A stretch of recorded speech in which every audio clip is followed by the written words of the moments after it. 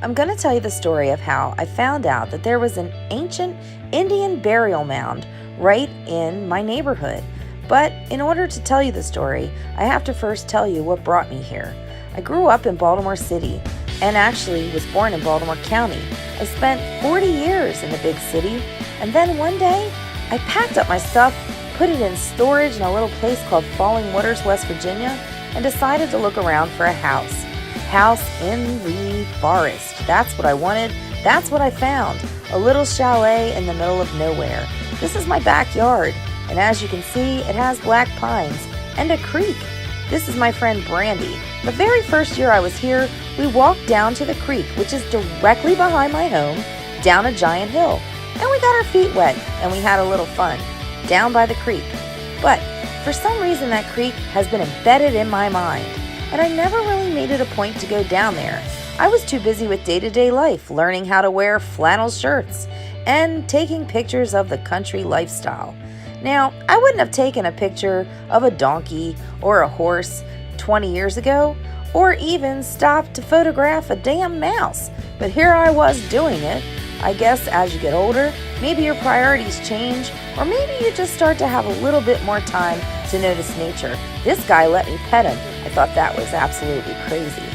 Every time I would go to work, which was, incidentally, a good 2 hours from my home, I would drive these country roads, and I would often think about the beauty of my neighborhood and how pretty things were in the middle of West Virginia.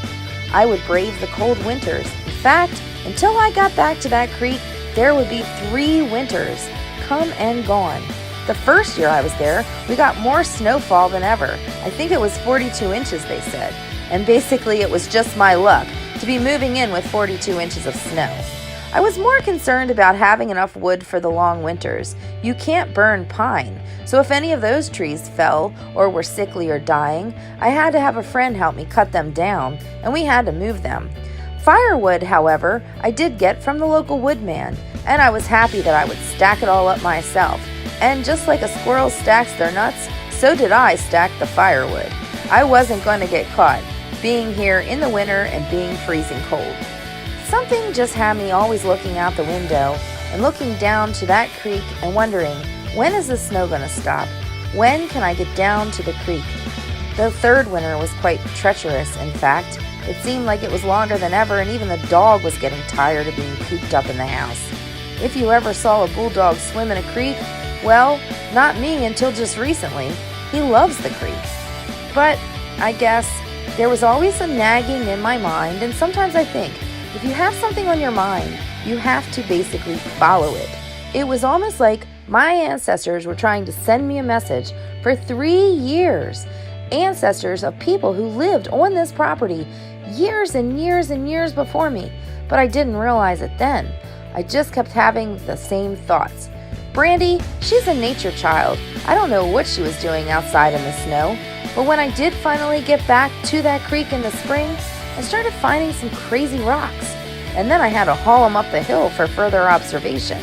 This rock was a flat rock, and I guess something that maybe some Native American Indians would have made things on.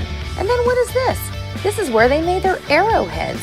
I don't understand. Why was I finding all these crazy rocks? And I found another rock that almost had like little pictures in it, and I couldn't tell if it was a fossilized bee or if somebody carved something. All these rocks were together down by the creek, and I thought, what is this? What is this stuff? Why didn't I see it the first time? You have to look really hard to see it. I ended up finding almost this big rock and a pestle. So now I'm using this rock as a cutting board in my home. Believe it or not, I have a giant rock cutting board. Then I found this little rock, and I finally asked somebody, so what is this stuff? Well, turns out that it's something called a nutting stone or a cupping rock. I don't know, but this is old ancient Indian artifacts right in my own backyard. The whole time I'm sitting there, and Brandy's laughing at me now, shaking her Indian rattle and saying you should have just listened to your inner thoughts and went back down to that creek to lead you on this journey to find the Indian burial mound. It wasn't until I started doing more research in my neighborhood did I find out that we actually had an Indian burial mound in the neighborhood. Now, The mound probably dates 3,000, 4,000 years old. And that's going to be in my next video. I'll take you there.